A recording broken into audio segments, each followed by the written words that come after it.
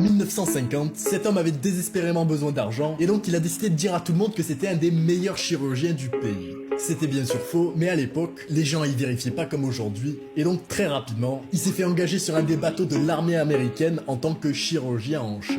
Et au début, c'était le crime parfait, vu qu'il n'y avait rien à faire et qu'il était très bien payé. Mais à peine quelques mois plus tard, la guerre de Corée va commencer et son bateau va être envoyé au front.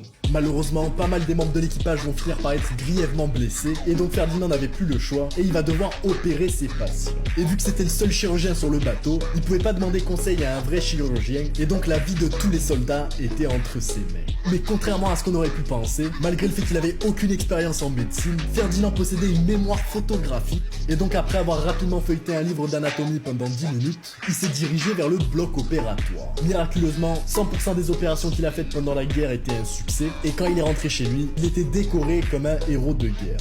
Comme quoi, parfois, mentir